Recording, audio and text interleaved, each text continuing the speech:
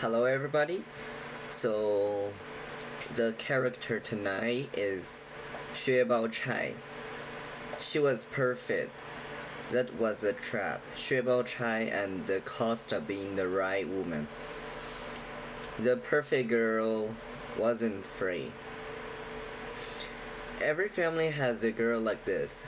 The one adults trust, the one who knows when to speak, when to smile, when to stop, the one who never makes a scene, never needs too much, never asks at the wrong time, never loves in a way that embarrasses anyone. Everyone says she's so mature, sensible, she would make a perfect wife. Nobody asks the most dangerous question. What did she have to kill in herself to become so easy to approve of? The girl is Xue Baochai. People call her perfect. Calm, wise, can, suitable.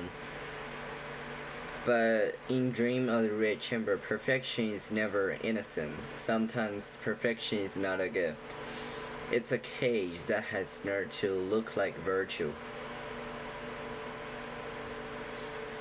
So we will start with her room. Before we talk about her personality, her residence is called Hengwu Courtyard. Outside it is strange and lush. Cold cleansing wines, fragrant herbs, plants that grow greener as the weather turns colder. Then you step inside, and the room is almost empty. The novels say it is like a snow cave. No display objects, a plain bottle with a few chrysanthemums, two books, tea vessels, simple curtain, plain bedding. Even grandmother Jia is shocked. She sees the room too bare for a young girl. She wants to add objects to make it look proper. The scene is funny. An aristocratic woman basically walks into Baochai's minimalist room and says, "This is too much minimalism. Bring some decor." But the room is not a design trend. It's a psychology. Baochai has edited the room the way she edits herself. No excess, no mess, no heat, no desire lying around where people might see it. This is not poverty. This is control.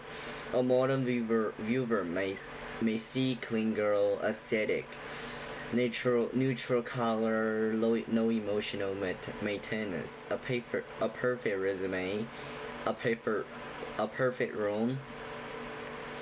But the novel asks, what does self-control become self-erasure? A clean room can hide a life that had been edited too hard. The medicine that tells the truth, cold fragrance. Baochai has a strange illness, a kind of inner heat, a hot poison. The treatment is called cold fragrance pills.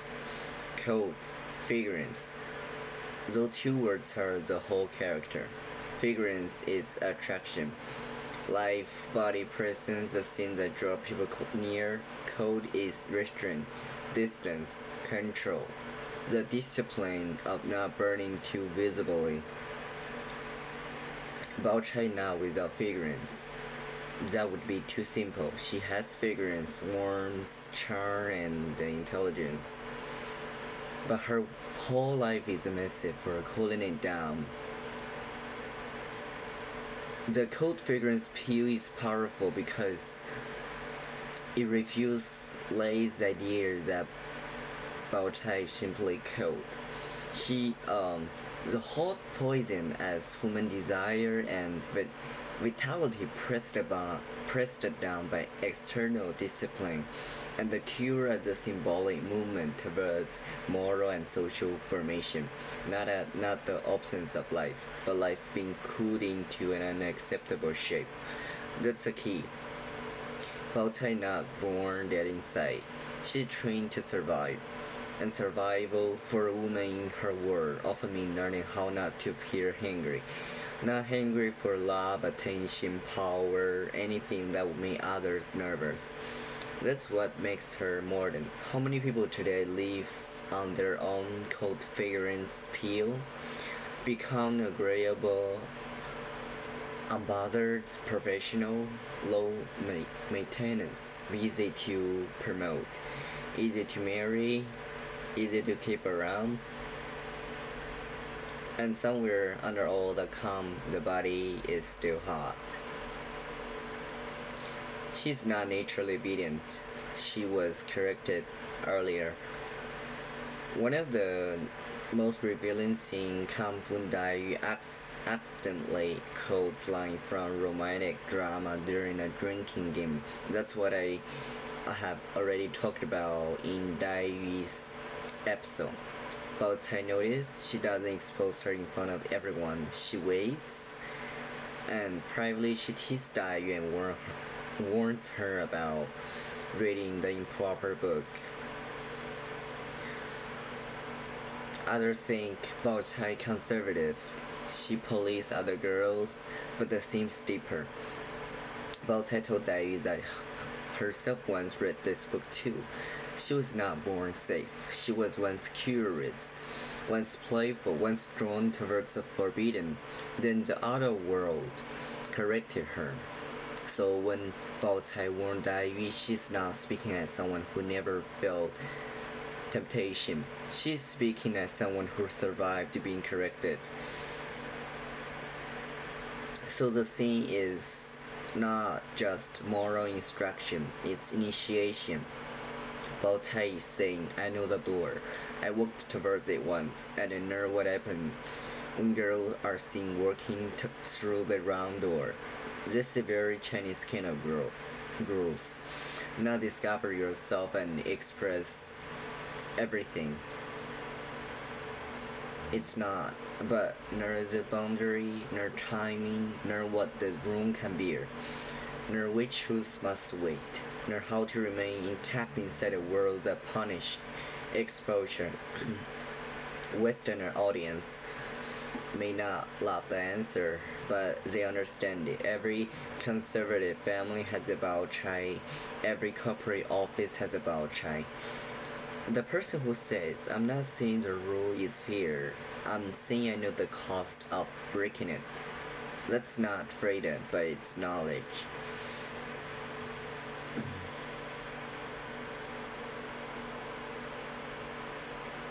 The darkest thing, she comforts power before she mourns the dead. There is a staff called Jin Chuan, a maid, died before being humiliated and driven out. Wang Furen is crying. She feels guilty. Bao Cai comes in, and what does she do? She comforts Wang Furen. She suggests that maybe the girl didn't die out of anger. Maybe it was accident. Maybe if she did have that much anger, she was only foolish. Then Wang Furen worried about the funeral clothes. Bao Chai offered her own clothes for the dead girl. This is one of the most disturbing things in the novel. Because Bao Chai is not simply cruel, she is helpful. She gives clothes. She speaks calmly. She reduces panic. She prevents an elder woman from collapsing, but looks at the order of her care. The dead girl's pain is softened.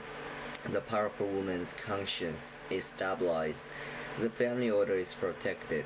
That's Bao Chai at her most frightening. Not because she has no heart, because her heart has been trained to ask first. What will keep the world from breaking down? Modern people know this thing. A company scandal happens. HR say we're deeply silent. A school protects its protection. A church protects the pastor. A family say don't make this bigger. A powerful person cries, and suddenly everybody's job is to make the powerful person feel less guilty. Bao Chai is kind enough to get close to the dead, but disciplined enough to protect the living power. That's not villainy. That's civilization with a blind spot. But the blind spot is always where the powerless despair. Then there comes a butterfly scene. The perfect girl can't afford to be caught. Baochai sees two beautiful butterflies and follows them. For one moment, she's not the perfect girl. She's playful, light, almost childlike. Then she accidentally overhears a private conversation between two mates. They notice someone nearby. Baochai reacts instantly. She calls out as if chasing Daiyu. Let me see where you can hide, Daiyu. In 1 second, she redirects suspicion away from herself. Many readers treat this as proof that Baochai is calculating. Yes, but the better question is why is her reflex so fast? Because the perfect girl can't afford to be seen in a wrong position.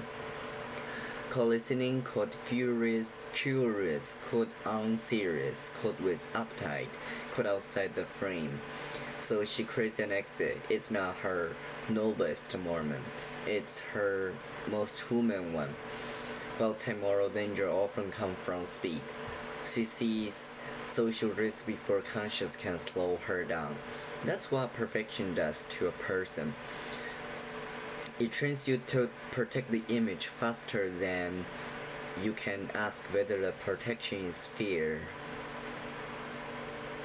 She's not without ambition. She knows how to use the wind.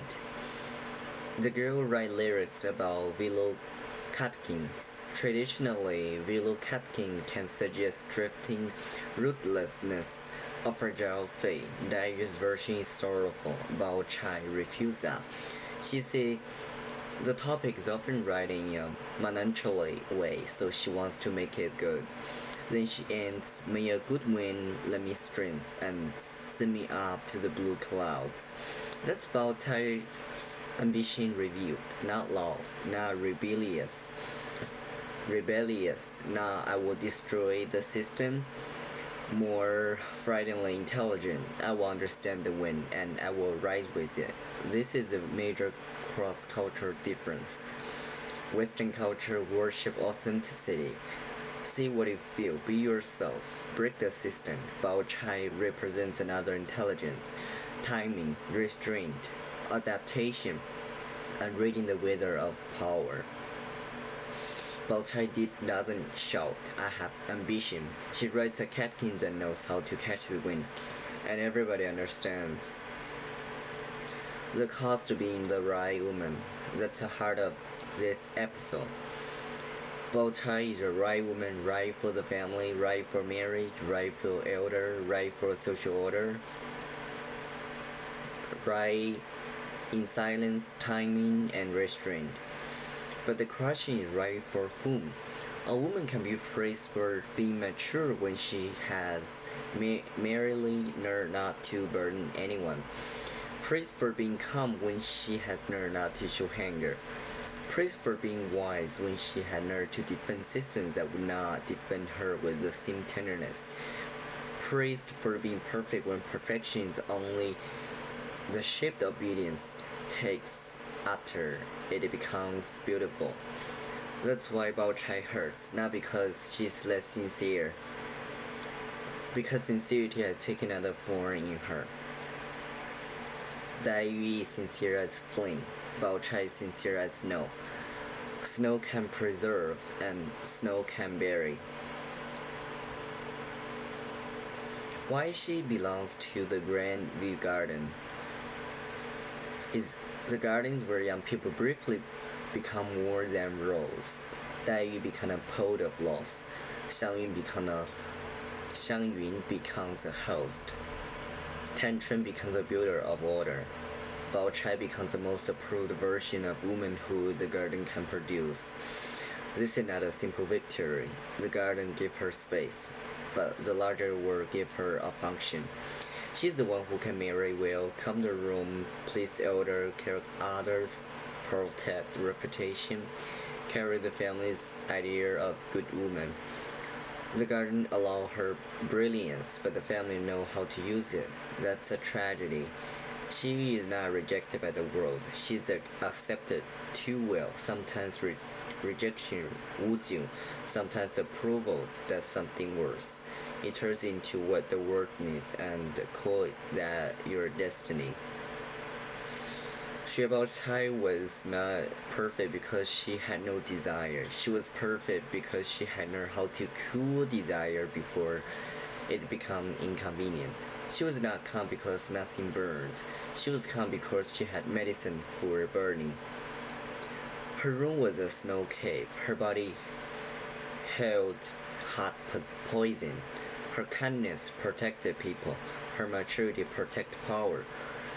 Her poetry know how to use the wind, and her tragedy is one of the most modern tragedy in Dream of the Red Chamber, not being misunderstood, but being understood only in a way that make her useful.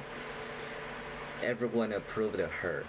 That was the trap, because approval can be another form of possession. And the most dangerous cage is the one people praise you for living in beautifully. She was the right woman, but right for whom? Yeah, so that's it for today. Thank you. Hope you enjoy it.